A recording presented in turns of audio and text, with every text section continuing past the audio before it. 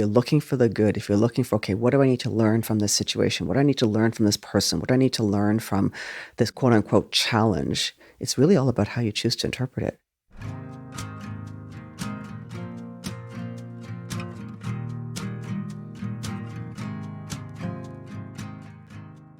Welcome to A Success of Our Own.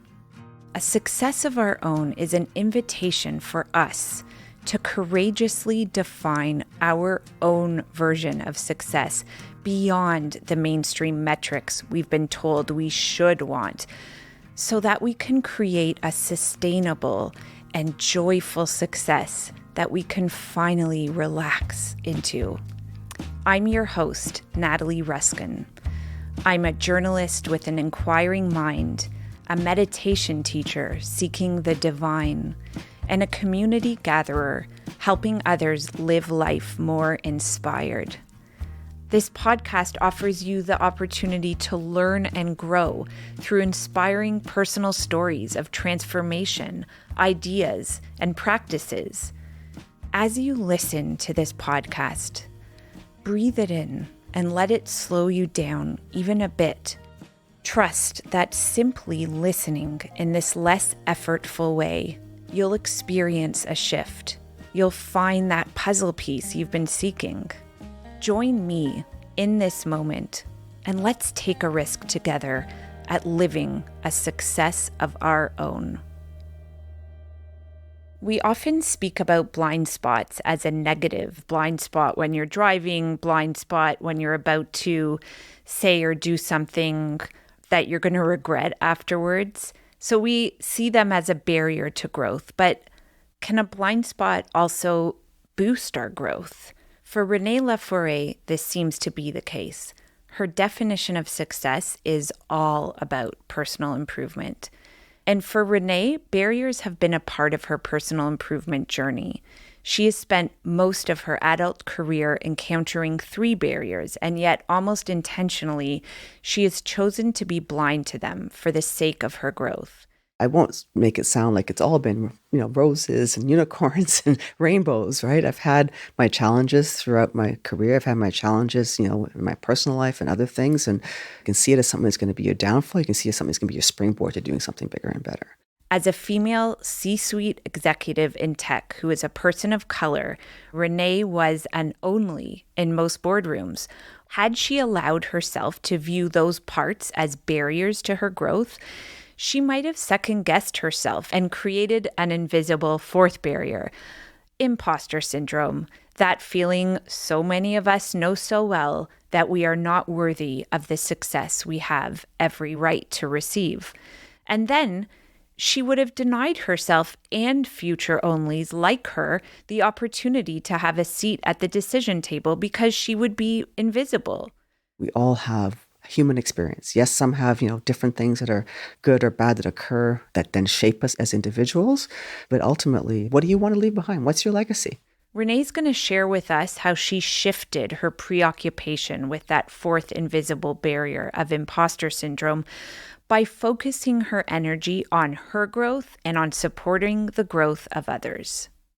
I've had so many years of thinking about how I could fit into a corporate culture or fit into different places, whether it be friends that I was hanging out with, et cetera, et cetera. And, it took some time for me to realize that it's not about fitting in, it's about becoming the best version of me, right? And if I'm staying on that right frequency that feels right to me, then I'm going to have the right people in my circle, whether it be at work, at home, with friends, family. That's what it's all about.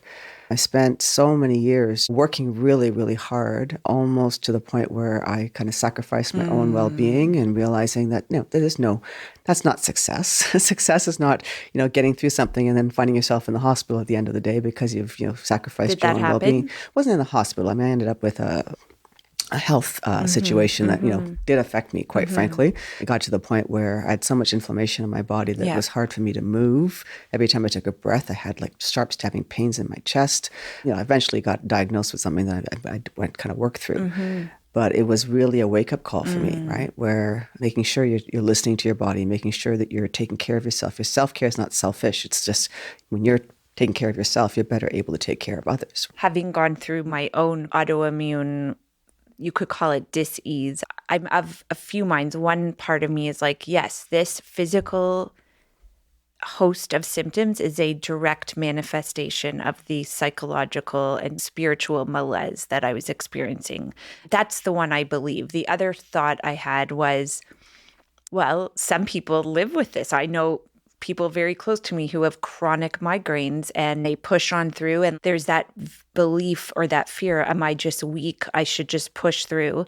The third is kind of there's not even an acknowledgement of something being wrong. It's more just people adding layers and layers onto those warning signs and just accepting that this is part of working hard. Like, how did you navigate those, if at all? I have a certain theory myself. If you think about what an autoimmune disorder does, it's where the body starts attacking itself, right? So it's almost like you've lost your self markers and it's starting to figure out a way to, over stimulate your system, right? I actually talked about this in a speech I delivered a little while ago. Dr. Gabor Mate has this thing about, if you've been prevented from learning how to say no, our bodies may end up saying it for us. And that's just it, right? If you're really not listening to those inner cues, if you're not really listening to what you need to do to take care of your basic needs, food, water, rest, all things that go along with that. It's amazing how, sometimes your body will say, you're not going to listen to me? Well, I'm going to make you listen, right? Even when it came to, thinking about how to navigate. I mean, I had years of being misdiagnosed and all these different things that were happening. And when I started to take control in the sense of I don't have a medical degree. I don't have necessarily all the answers, but I followed my intuition when it came to even when I was dealing with my care partners. I looked at more holistic services that went beyond just treating the symptoms and all these different things. I do believe that, through who I was being in the moment and what I was doing, I started to attract the right types of services and supports, the right medications, the right, holistic services, the right care team. I mean, everything from lymphatic massage to, actual medications that I had to take. I'm happy to say at this juncture, I'm not on any biologic or anything that's kind of immunosuppressant that's going to help me manage my condition. I believe I'm doing something right. It's been a couple of years now, so which is good. Yeah. So great, Renee. So helpful to hear. And yet there was that time where there was ignoring those signs because there was an external conditioned idea of what success, no matter the cost, needed to be. What was that version of success for you, and where do you think it came from? So I love my mom. She's one of the most amazing women I've ever met. And she had this saying, and I think it probably is very prevalent in certain communities, that you have to be twice as good because you're Black and you're female.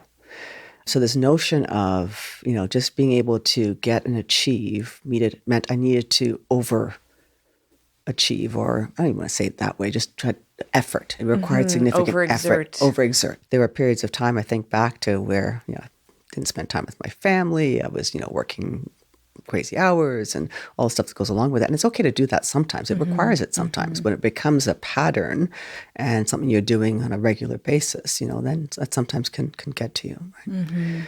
And I mean, there are people out there, I know people who work, they live on 5 hours of sleep and they can do that. I'm just not one of those people. Yeah. I need my rest. I need time to just recharge. And that's something I do. I mean, my team will know when I go on vacation, I'm on vacation. I've learned that. I remember the Secretary of Cabinet saying this at one point. I mean, I'm running the entire public service, and if I can go away for 2 weeks and not check my email, why can't you? That was earlier in my career, and I thought, she has a point, right? This notion of, you have to always be on. And now with us working virtually, everyone's, literally you're like a chair slide away from your desk or you walk across your bedroom. You can literally, if you wanted to, work 24/7, right? And there were times we had to do that because we were dealing with, pandemic response activities. The team did what they had to do to kind of serve, but you had to make sure you're taking care of yourself at the same time as well, right? So, if you're going to take time off, take a break, be with your family, be present. Not always having to check in.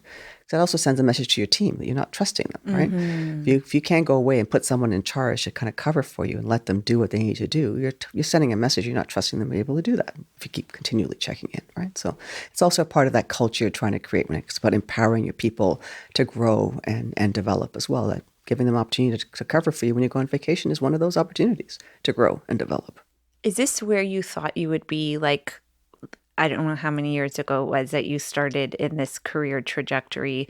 Like, did you think you would be here? Did you have an idea of what you would be doing? And by the way, what is here? What are you up to right now? So I literally just last week retired from the city of Toronto, where I was the interim chief technology officer, running a team of, well, on paper, 770, on in terms of bums and seats, less than that, delivering all kinds of phenomenal initiatives with my partners. We have a bunch of 45 divisions we work with in collaboration to deliver with my amazing team of people.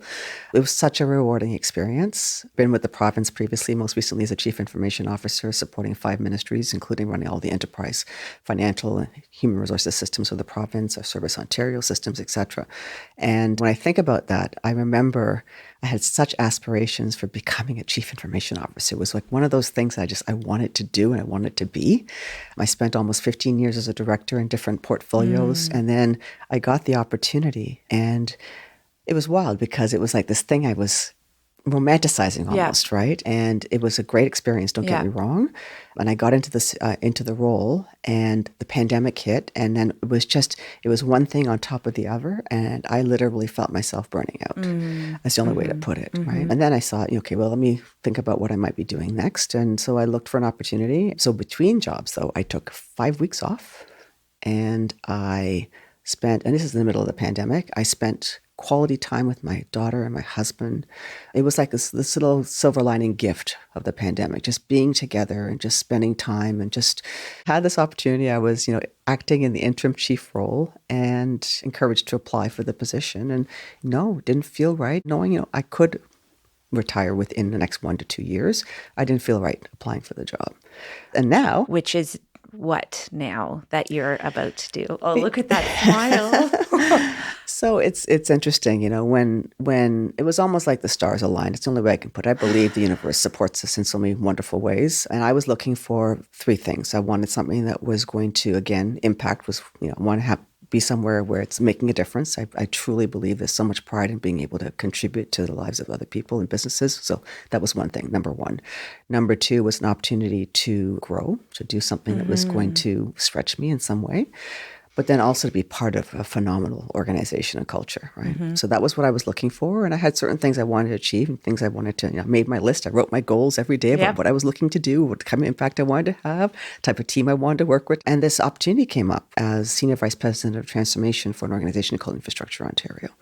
Here's an opportunity. I've heard nothing but phenomenal things about the leadership of the organization, the culture, even the effort they went through when it comes to the hiring process. And I get to go into this organization now and work with all of my partners from a business and technology perspective to see what we can do to further enhance our outcomes, right? So, and it's a greenfield. And I'm really going to go in with my ears open. I'm going in. I don't have any ideas of I'm coming in to fix. I'm not a fixer. I'm here to be enhancing and working in collaboration with my partners to figure out how we can level up. Who will you have to be that person? I'll have to just be present, number 1. I'll have to just listen and work in collaboration with my partners to really think about kind of where do we want to put our energy and focus going forward, right?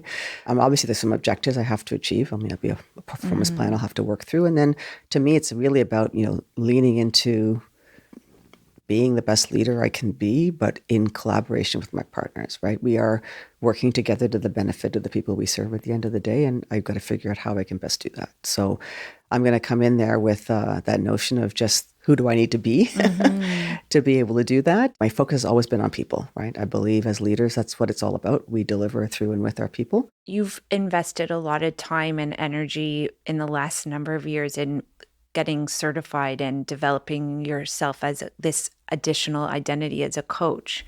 What shifted for you as a leader in what can be perceived as a very harsh, just from the media and from some of my clients who have worked in public organizations, there can be a kind of the pressure to make ends meet and to not exploit money in any way, etc. How does wearing this hat as a coach affect and impact how you show up as a leader now? Public service is so rewarding because you get to impact the lives of people, right? It was the province, and that was the city, right? Now it's going to be, working with our Infrastructure Ontario customers, partners, and everyone else. If I can be a better leader and a better coach, and I can enhance my listening skills and really looking for the elephant not dealing with the fly, being able to really tap into, okay, what's really going on here? What can I best do to help my business partner or my staff member or my team member, my colleague? Sometimes we get caught up in these paradigms of, what we're trying to get done. And if we break it down to the core elements, it really is truly about just that. Like, what is the right thing to do? And how can we make sure we're clearing the path of people to have what they need to be able to execute and do the right thing? Public service, you talked about, this perception. I will say I would love to blow up any perception around public service. You will never find a place where you can deal with complexity and learn to deal with complexity, learn to deal with ambiguity, learning to deal with having to make trade-off decisions, learning to be as efficient as you can with public funds, right? There's no perfection. There's learning opportunities that present as you're going along. But I would tell you, when you see the passion of the people that are there, they're there to just that. They're there because they want to be there to make a difference and to contribute. It is so energizing and rewarding. It's the only way to put it. It is one of the most rewarding careers I've had, quite frankly. I want to kind of rewind way back to like young Renee. And I want to preface this, as you've mentioned, you're Black and you were an only in some ways, which is this term. Maybe you can better describe what an only is. Yeah, sure. I mean, from a young age, I had the privilege, again, my parents invested in my education, so I'm grateful for that. So I happened to be one of, a couple of Black kids in my school. That didn't matter so much because, I was there from nursery to grade 13. So my circle was very similar going through. But I did find, as I was getting older, I started to notice things a bit more, right? I've had, friends of mine say, oh, he likes you, but she's an ace of spades. So, he's not going to go out with you kind of thing. Those types of othering that tended to happen at different times. And that's really, again, how you interpret that and how you either use it as fuel or drown it. I use that as fuel, right? So in terms of just doing what I could to be and continue to grow and develop as a human being, I believe life is a lifelong journey of learning. If you're not learning, you're not growing, then, quite frankly, you're disintegrating in some way. I've invested in myself and in my family to try and do that.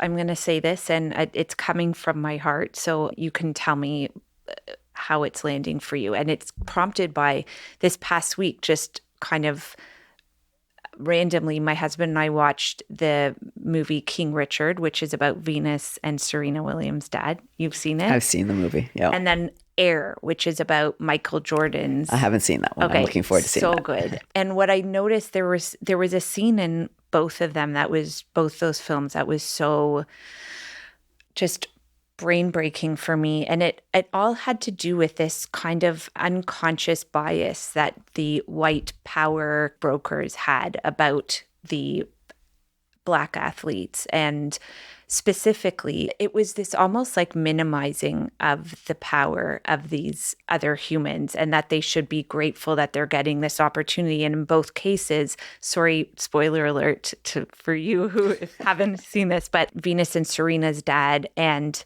Michael Jordan's, they were like, no, this is the way it's going to be done. And they actually changed the system in terms of how things are done beyond that moment.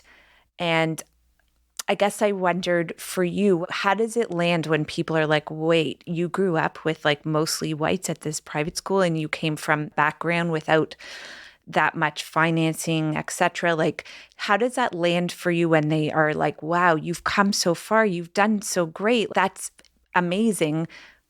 Does that seem amazing to you? Again, in some respects, I do have to acknowledge I've lived a life of privilege, right? In terms of the circles I've been able to be part of and the jobs I've been able to have and the things like that. At the end of the day, I'm Renee, right? And I have family that has kept me strong, people in my circle who know me and love me for who I am, not just because of the color of my skin. It is what it is, right? It's what it is.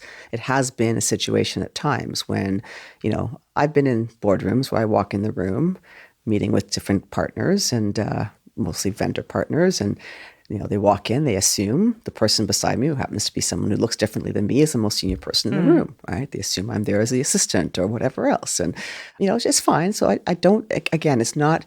I don't want to come across as if it's like they should know better. It's not that. It's again, it's unconscious, right? That's the whole point about unconscious bias, is that you're not recognizing that you're necessarily seeing people as you see them as they quote unquote should be versus what they may be.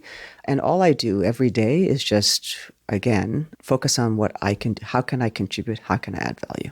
And I figure if I'm doing that, the people who get to know me for me, even if they had preconceived notions or judgments, people, we all do.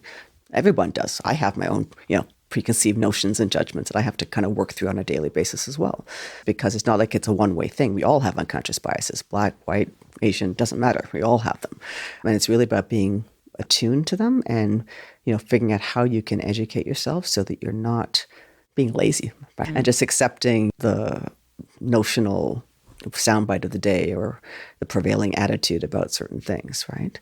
I've been one of the only Black female executives. There's not a lot of us in tech. And so we seek each other out when we can.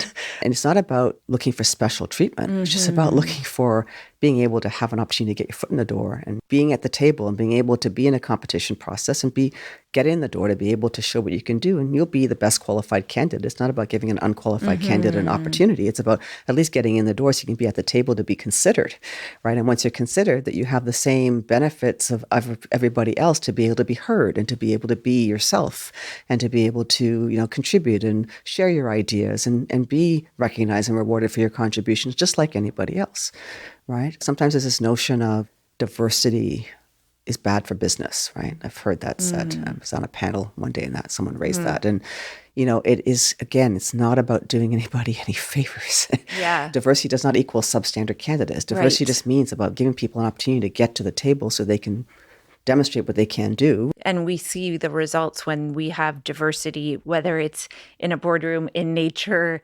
in any type of innovative environment. The results are far more expansive and superior value than when it's homogeneous. Yeah, and the reason behind that is nothing to do with race. The reason behind that is because we bring diversity of perspectives, diversity of experience, diversity of thought, diversity of knowledge, diversity of all these different things. And that's what makes a richer outcome, because you've got people that are not just looking at the problem in one way, right? You've got different people looking at things differently because of the experiences they bring to the table. And there is empirical research that shows Fortune 500 companies that have diversity on their boards and the different outcomes that they get. And diversity doesn't mean, again, just about race. It's race, gender, age, sex. Like it's everything, right? It's making sure you're bringing different modes of, people have different modes of thinking. People look at different problems differently, right? A scientist with an artist, with a technologist are going to come up with a different outcome than a bunch of different people that are all from one industry, right? So it's really about that at the end of the day. I feel chills hearing you say that, because we can all just think back to our own firsthand experience of being in that blue sky meeting, or even if it's just a social gathering, when you hear from people who are not from your own background and you learn something and you hear a different perspective. I feel that when that happens, it's as though my cells are being rearranged and I get so energized. It's so exciting. And I think that's me literally feeling growth in that moment.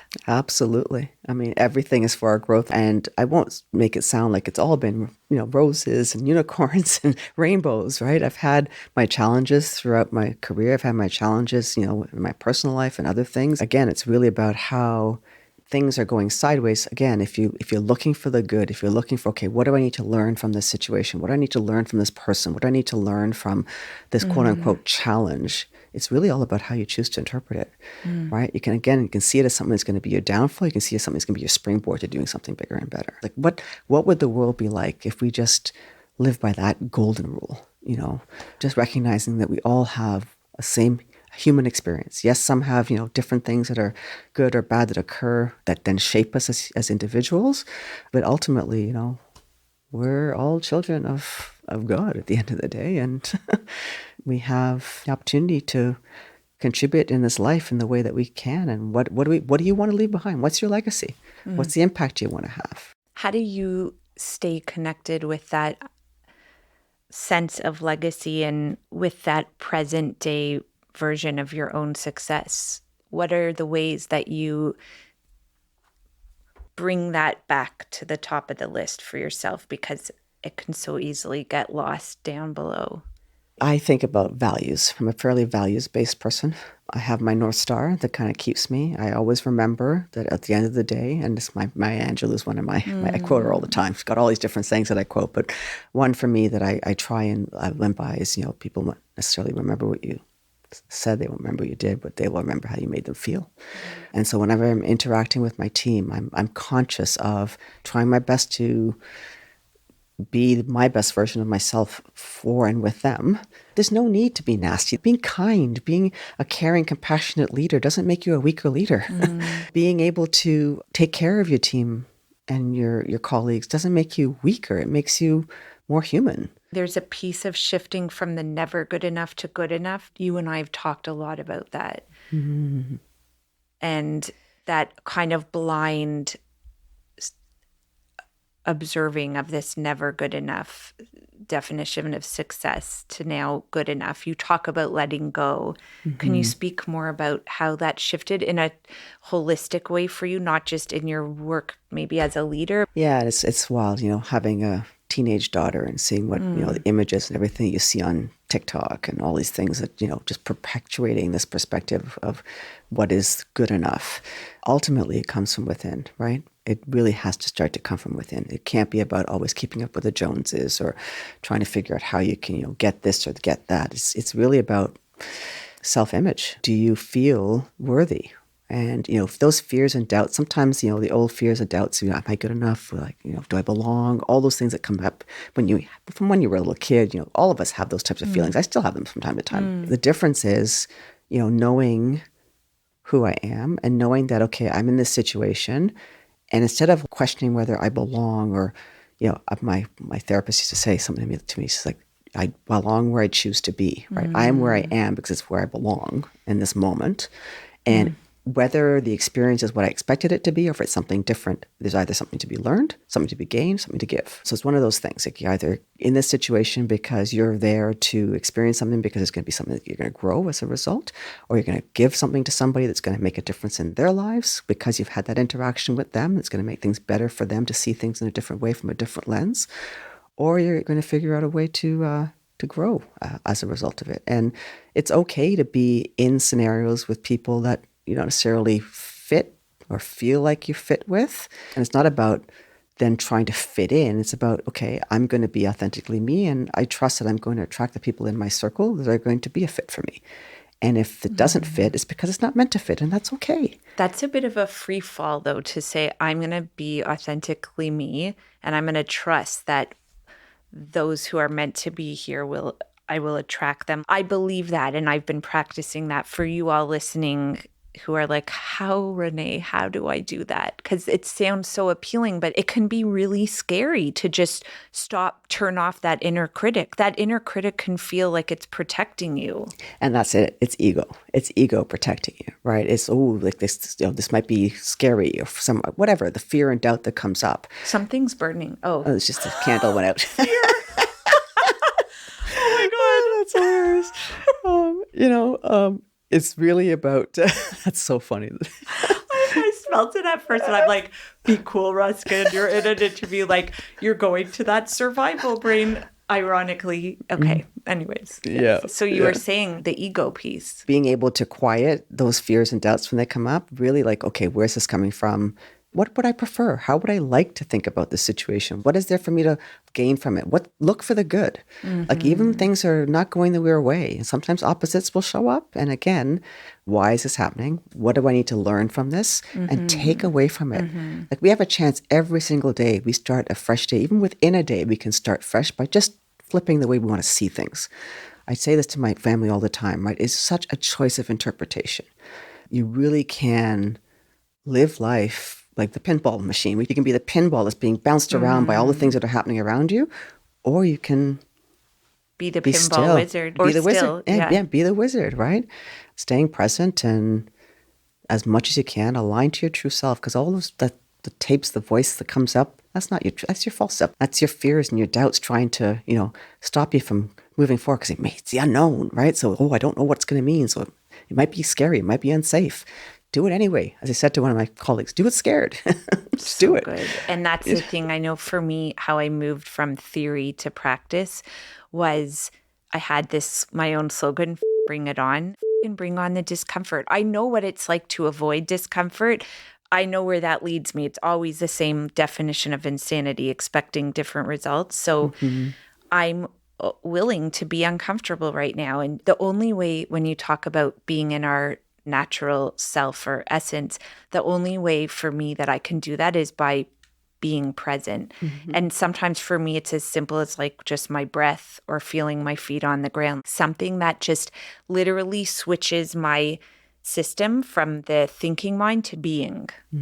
Renee, if people want to read more about you or see what you're up to, how can they find that out? I'm on LinkedIn. I'm trying to figure out what my next moves are in the context of putting myself out there more, because I do realize that I have a story to share, and it would be good to being able to reach more people in that context and being able to have more impact. So I'm thinking about that in terms of what's next for Renee. So grateful to have this time with you. Thank you so much, Renee. Oh, thank you for inviting me. I'm so glad you're doing this. So proud of you.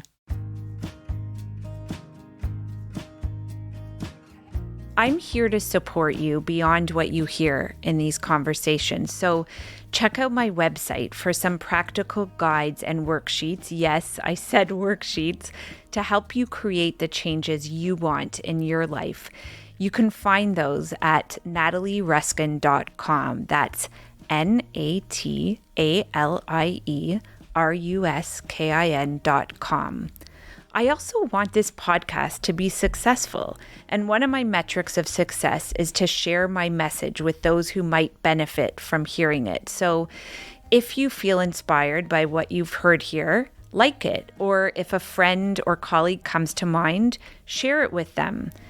And finally, I'm a work in progress here, people, and I'd love to hear from you. What topics, what themes around success would you like to hear more on?